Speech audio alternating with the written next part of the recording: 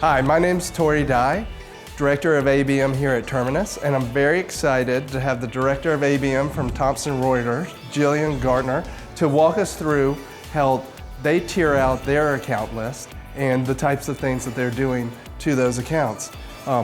Thank you for coming and being here today. Can you, before you get into the program that you're running, which is really awesome, can you talk a little bit about where y'all started with ABM and how it evolved to where it is today? Sure, thanks Tori. So we started with ABM about 2.5 years ago, and when the program was developed, it was specifically created so that we could have high-touch marketing for our most top priority accounts. Specifically for Thomson Reuters Legal, that was specific to our highest risk renewals and largest acquisition accounts.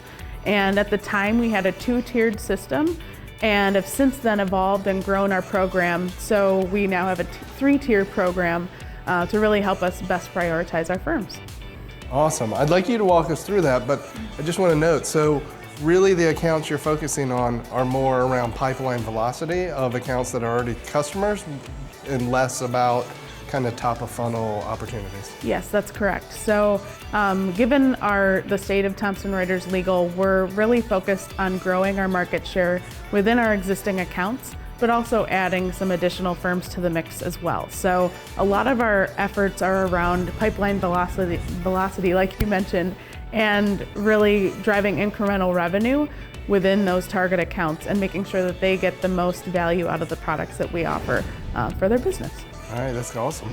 Can you walk us through what the model looks like a little bit? Sure, yes, I'd be happy to. So the first tier I'm going to walk you through is Tier 3. So Tier 3 is really our tier that we bucket some of our farther out renewals and acquisition firms where we know we have a longer sales path to work with. So with Tier 3, we employ always-on digital marketing, and we use Terminus for most of that within our account program, and really deploying heavily personalized programmatic ads so that when our accounts are surfing the web, we're wherever they are. So we employ always-on digital marketing.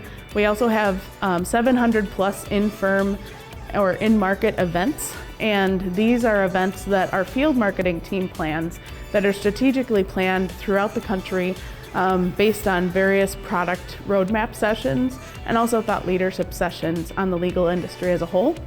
And then we have a number of thought leadership opportunities in partnering with some of our content teams to help get our customers quoted in a lot of our thought leadership pieces that we're creating, but also events that we're hosting as well. So getting our customers on stage in front of other customers has been very effective as well.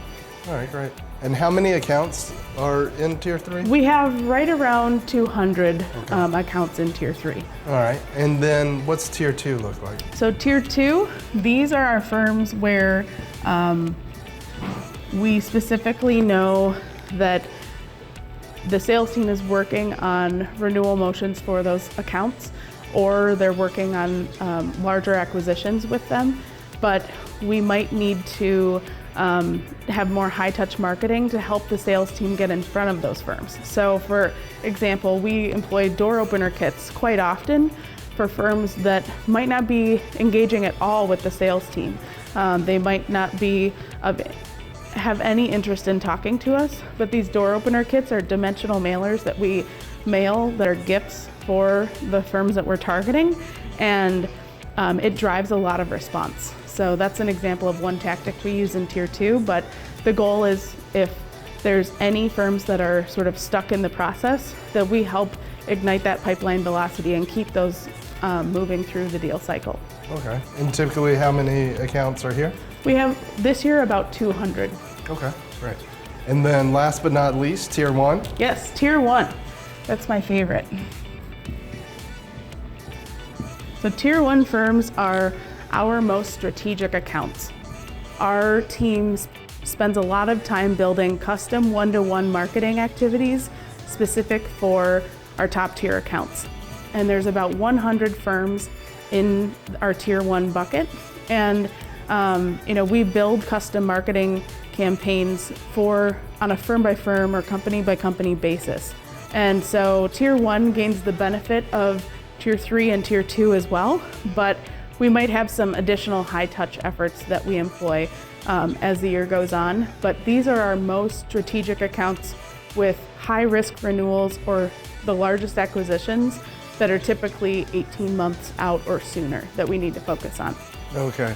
And when you say by company, you're actually doing ads or landing pages that are specific campaigns that specifically call out that company? Yes. So we often name the companies we're targeting in a lot of our marketing efforts, or we repurpose marketing efforts from various companies to make sure that they're receiving the right message at the right time for the right audience. Awesome, that's interesting. And how many, so you have 100 accounts, how many people does it take on your team to support that level of personalization? Yes, so right now we have 2 fantastic marketing managers leading our tier 1 efforts. And so each of them have about 50 accounts, which is a large undertaking, which doubled from last year. So they're doing great with the program, but our tier 1 and tier 2 really require the most coordination with our sales team, especially in prioritizing the level of firms and making sure that our team is prioritizing when efforts happen, specifically to make sure that they're in line with the sales process as well. Gotcha. Now, how are you measuring success across these tiers? So measuring success across the tiers, right now we measure them equally.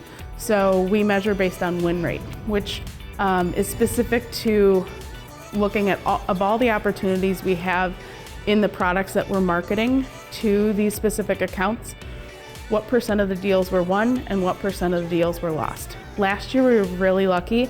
We had a great partnership with sales and still do. Last year we had a 95% win rate, and that was phenomenal and definitely a testament to our strong sales team that has a lot of partnership with us as well every day.